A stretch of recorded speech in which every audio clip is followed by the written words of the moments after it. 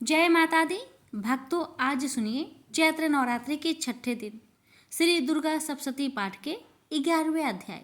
इस अध्याय में आप रसपान करेंगे देवताओं का देवी की स्तुति करना और देवी का देवताओं का वरदान देना।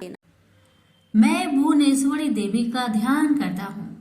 उनके श्री अंगों की आभा प्रभात काल के सूर्य के समान है और मस्तक पर चंद्रमा का मुकुट है और तीनों नेत्रों से युक्त है।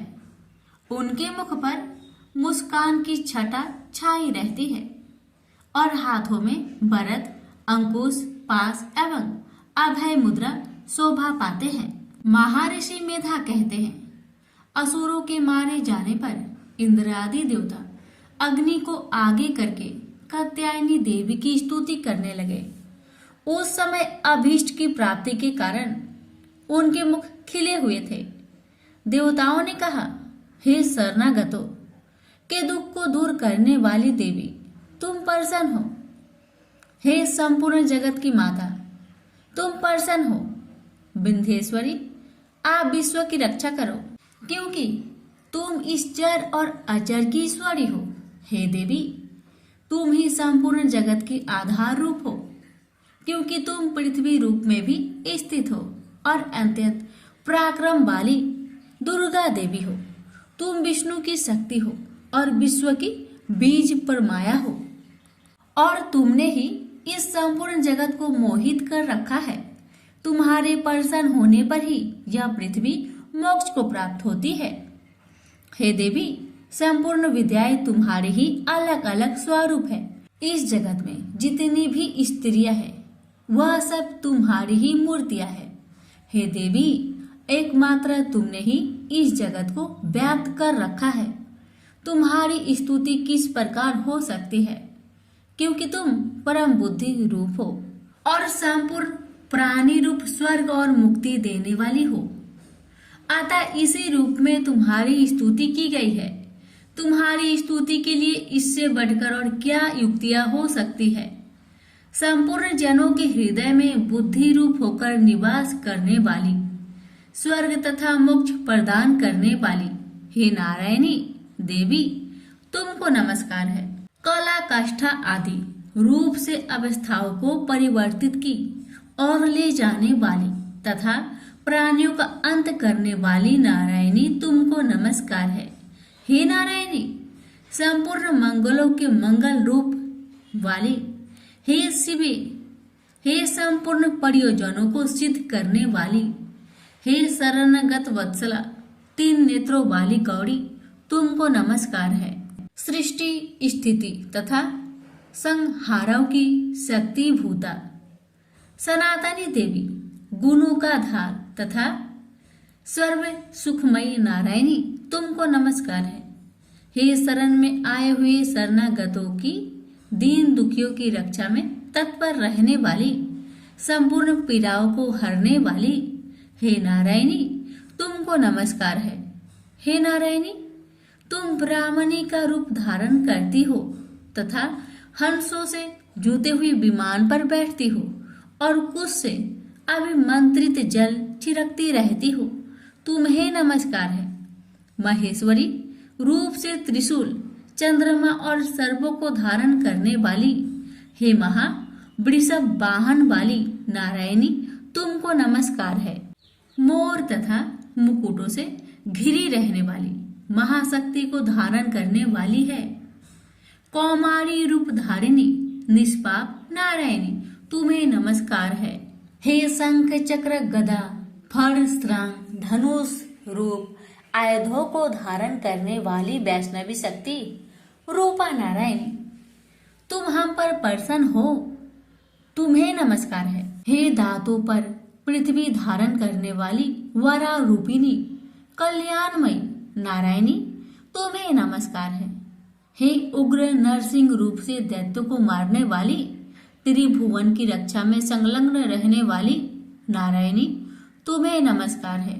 हे मस्तक पर किरीट और हाथ में महाब्रज धारण करने वाली, सहस्त्र नेत्रों के कारण उज्जवल वृतासुर के प्राण हरने वाली, इंद्रिय शक्ति हे नारायणी तुम्हें नमस्कार है। हे शिव दूती स्वरूप से दैत्यों की महामद को नष्ट करने वाली, हे घोर रूप वाली, हे महाशब्द वाली, हे नारायणी तुम्हें नमस्कार है।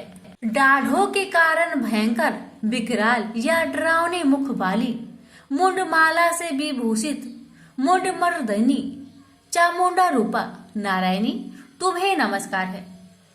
हे लक्ष्मी लज्जा महाविद्या श्रद्धा पुष्टि स्वधा ध्रुवा महारात्रि तथा महाविद्या रूपा नारायणी तुम्हें नमस्कार है। हे मेधा सरस्वती सर्वोत्कृष्ट ऐश्वर्य रूपिणी पार्वती महाकाली नियंता तथा इस रूपिणी नारायणी तुम्हें नमस्कार है। हे सर्वस्वरूप सर्वेश्वरी सर्वशक्ति युक्त देवी हमारी भय से रक्षा करो तुम्हें नमस्कार है। हे कात्यायनी तीनों नेत्रों से भूषित यह तेरा सौम्य मुख सब तरह के डरों से हमारी रक्षा करे तुम्हें नमस्कार है।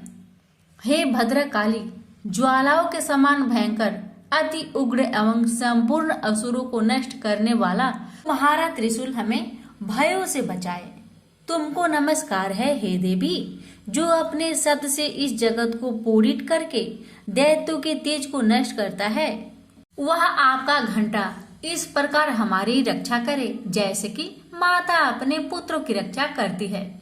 हे चंडिके असुरों के रक्त और चर्बी से चर्चित जो आपकी तलवार है वह हमारा मंगल करे हम आपको नमस्कार करते हैं। हे देवी प्रसन्न हो क्योंकि तुम जब प्रसन्न होती हो तो संपूर्ण रोगों को नष्ट कर देती हो और जब रुष्ट हो जाती हो तो संपूर्ण वांछित कामनाओं को नष्ट कर देती हो और जो मनुष्य तुम्हारी शरण में आते हैं उन पर कभी विपत्ति नहीं आती बल्कि तुम्हारी शरण में गए हुए मनुष्य दूसरों को आश्रय देने योग्य हो जाते हैं। अनेक रूपों से बहुत प्रकार की मूर्तियों को धारण कर इन धर्मद्रोही असुरों का तुमने संहार किया है। वह तुम्हारा सिवा कौन कर सकता था। चतुर्दश विद्याएं षष्ठ शास्त्र और चारों वेद तुम्हारे ही प्रकाश से प्रकाशित है उनमें तुम्हारा ही वर्ण है और जहाँ राक्षस विषैले सर्प शत्रुघ्न है वहाँ और समुद्र के बीच में भी तुम साथ रहकर इस विश्व की रक्षा करती हो। हे विश्वसरी देवी तुम विश्व का पालन करने वाली विश्वरूपा हो इसलिए संपूर्ण जगत को धारण करती हो इसलिए ब्रह्मा विष्णु महेश की भी वंदनीय हो। जो भक्ति पूर्वक तुम्हें नमस्कार करते हैं वह विश्व को आश्रय देने वाले बन जाते हैं। हे देवी तुम प्रसन्न हो और असुरों को मारकर जिस प्रकार हमारी रक्षा की है ऐसे ही हमारे शत्रुओं से सदा हमारी रक्षा करती रहो। संपूर्ण जगत के पाप नष्ट कर दो और पापों तथा उनके फल स्वरूप होने वाली महामारी आदि बड़े दो उपद्रव को शीघ्र ही दूर कर दो। विश्व की पीड़ा को हरने वाली शरण में पड़े हुए पर प्रसन्न हो।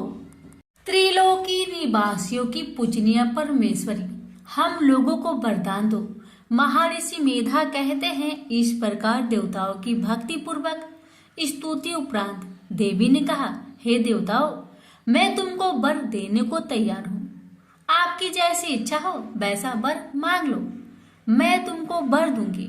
देवताओं ने कहा हे सर्वश्री त्रिलोकी के निवासियों की समस्त पीड़ाओं को तुम इसी प्रकार हरती रहो और हमारे शत्रुओं को इसी प्रकार नष्ट करती रहो। देवी ने कहा वैवस्वतः मनवंतर के 28वें युग में दो और महासुर शुभ और निशुभ उत्पन्न होंगे। उस समय में नंद गोप के घर में यशोदा के गर्भ से उत्पन्न होकर विंध्याचल पर्वत पर शुभ और निशुभ का संहार करूंगी और फिर अत्यंत भयंकर रूप से पृथ्वी पर अवतीर्ण होकर मैं अपरिचित नामक दानों का नाश करूंगी। उन भयंकर महाअसुरों को भक्षण करते समय मेरे दांत अनार पुष्प के समान लाल होंगे। इसके पश्चात स्वर्ग में देवता और पृथ्वी पर मनुष्य मेरी स्तुति करते हुए मुझे रक्त दंतिका कहेंगे। फिर जब 100 वर्ष तक वर्षा न होगी तो मैं ऋषियों की स्तुति करने पर अयोनिज नाम से प्रकट होंगी और अपने 100 नेत्रों से ऋषियों की ओर देखूंगी। अतः मनुष्य सक्ताची नाम से मेरा कीर्तन करेंगे। उसी समय मैं अपने शरीर से उत्पन्न हुए प्राणों की रक्षा करने वाले शाकों द्वारा सब प्राणियों का पालन करूंगी और तब इस पृथ्वी पर शाकंभरी के नाम से विख्यात होंगी और इसी अवतार में मैं दुर्गा नामक महाअसुर का वध करूंगी और इससे मैं दुर्गा देवी के नाम से परिचित होंगी। इसके पश्चात जब मैं भयानक रूप धारण करके हिमालय निवासी ऋषियों महाऋषियों की रक्षा करूंगी तब भीमा देवी के नाम से मेरी ख्याति होगी और जब फिर अरुण नामक असुर तीनों लोगों को पीड़ित करेगा तब मैं असंख्य भ्रमरों का रूप धारण कर उस महादैत्य का वध करूंगी। तब स्वर्ग में देवता और मृत्यु लोक में मनुष्य मेरी स्तुति करते हुए मुझे ब्राह्मणी नाम से पुकारेंगे।